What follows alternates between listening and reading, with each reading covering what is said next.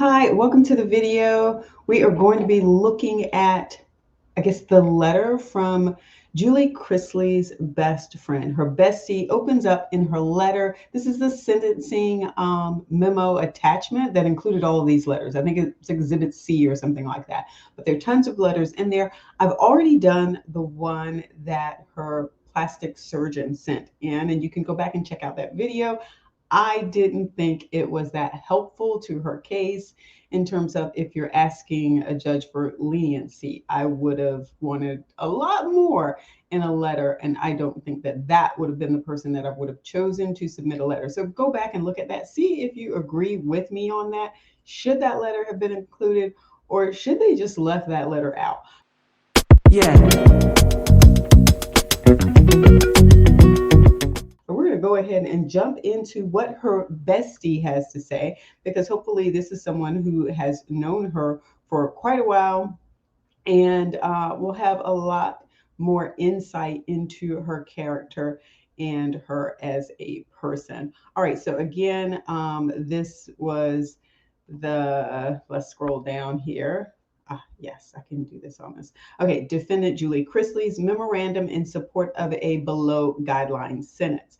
And so I think we're going to be a little further down in here. So she had multiple people who submitted letters on her behalf. And I've just been sort of going through them to figure out which ones actually are the ones that are most interesting. There are some that, most of them are only like a page. And then there are some that actually talk about her relationship with them, and they go into a bit more detail.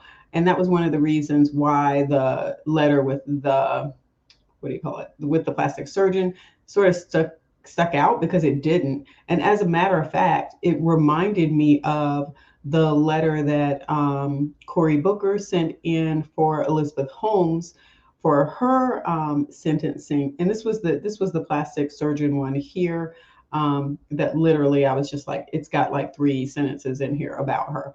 But the next one that we're going to go over in this case is this one that is from her bestie, which should be coming up now. All right, so I don't want to put all of her information there. Okay, all right, so we're going to start here. Let's make sure we are good to go here. You guys can see everything well. I am writing on behalf, okay, let's start by turning off the phone because obviously I have things coming up here. I am writing on behalf of my best friend, Julie Chrisley. I would like to share a little bit about her story with the hope that you will discover her to be a loving, kind-hearted person without a selfish bone in her body. I have known Julie for over 13 years, and we met through a mutual friend when he suggested that I call Julie to see if she had a job opening. We met for lunch and immediately hit it off. She offered for me to come aboard and help list properties at her company. Her offer saved me from filing bankruptcy. She didn't need any extra help, but I think she saw she could help me, and she did. Because I was a broker, it provided Julie an opportunity to step back from the business to focus on her children and family more. I worked for her from 2009 to 2012. Okay, so this already starts up, and we get a little bit of background how they met. They weren't, this wasn't a relationship where they grew up together, because typically for me, that is what, as a judge, I think I would be interested in seeing a letter from a person who's been like her day one. But this is a person who has stepped up and talked a little bit about how they initially met, how she came to know Julie Chrisley. All right, let's scoot back in here. Next paragraph, it says, when I met Julie, Savannah and Chase were in middle school and Grayson was in preschool.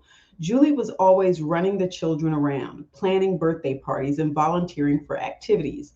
But she was also still raising Lindsay and Kyle from Todd's previous marriage.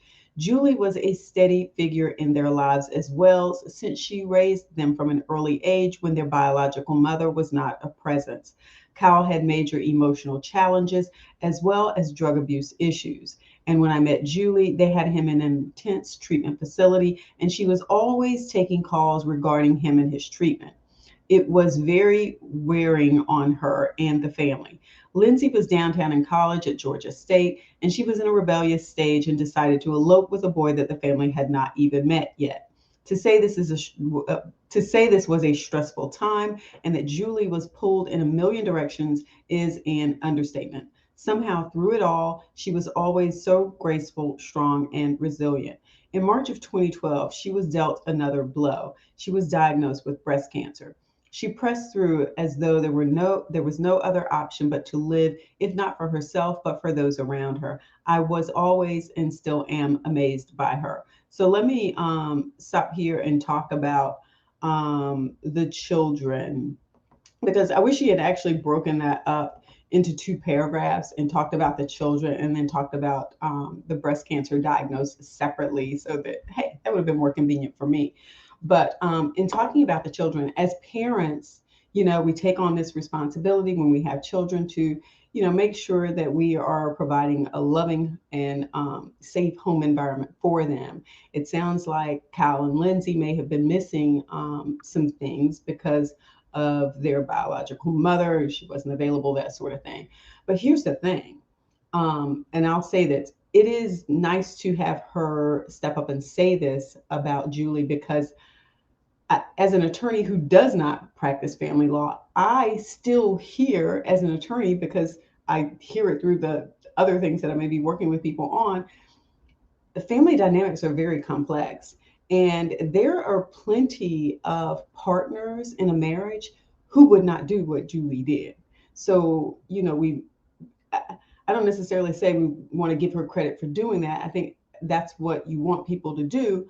But there are people who not only will barely take care of somebody else's kids, but they will barely take care of their own. So you have people who are in that space. But then you have people who say, and they say this from a very legitimate perspective in their mind.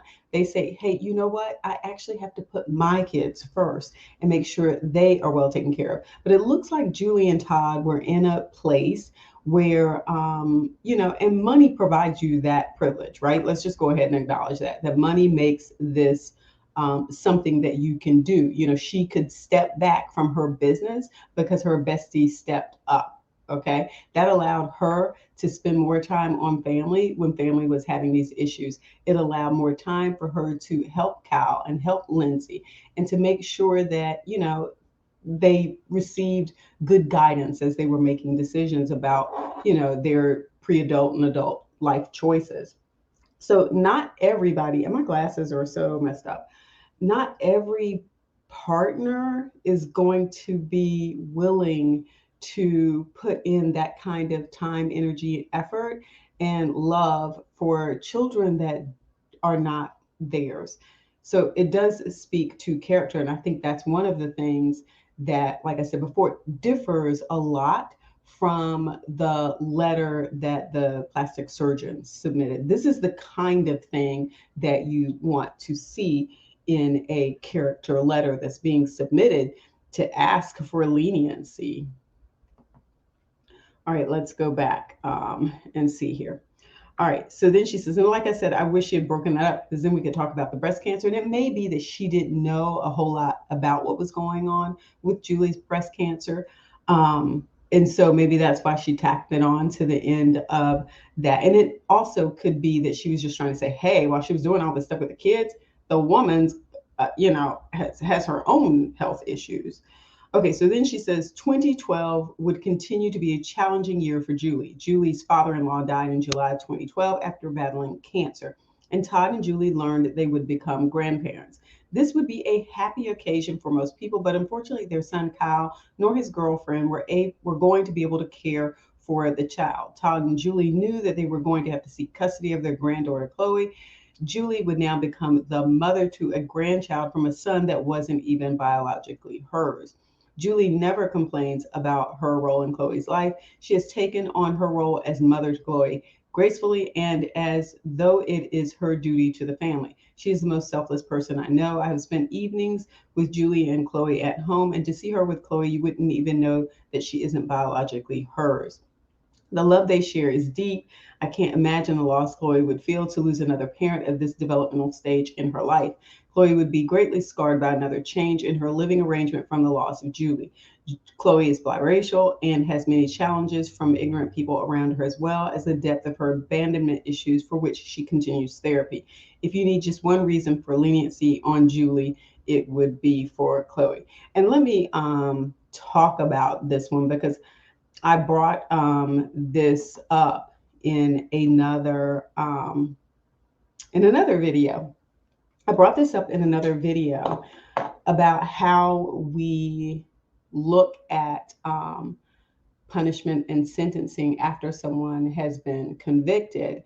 And we make sure that we understand that we aren't just passing this sentence on to the people who committed the crime, but also to their families.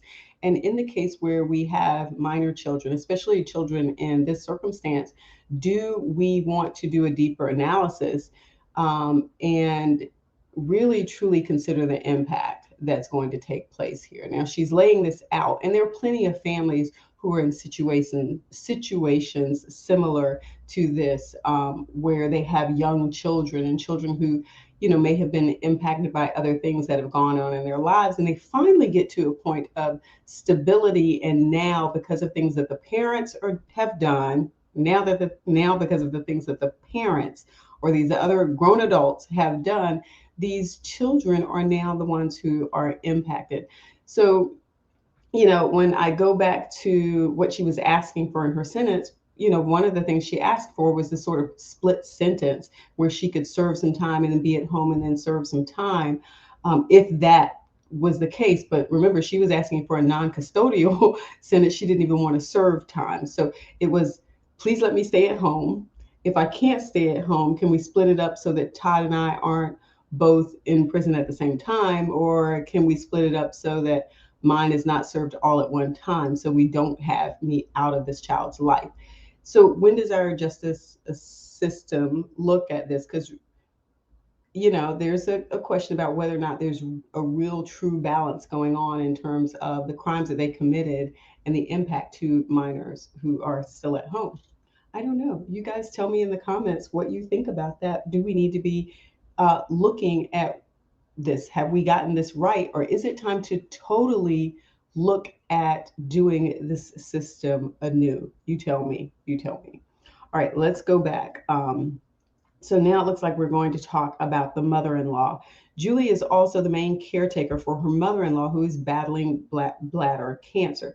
Julie runs Faye to her doctor's appointments, therapy sessions, treatments, and takes care of her post-treatment overnight. To take Julie away from Faye at this stage in her treatment would be a death sentence for Faye. It would cause someone else to have to learn Faye's treatment schedule, her routine, and would cause emotional stress. Faye is not someone who will allow strangers in her home, nor would she allow them to help her in her very private aftercare needs. She would require an in-home nurse if it weren't for Julie. And I just want to talk about that for a minute. I've watched my mother take care of her grandmother, take care of her brother-in-law, and me personally, this is me personally speaking, I think people do better when they have someone who they know and trust in their home taking care of them. And it makes whatever they're going through, I'm not going to say easier to deal with, but it's like one less issue if you don't have this person in here that you don't know and you don't trust because you don't know them. So I do think that there's something to that there, having, watched my own family go through, and a lot of you can probably say this too.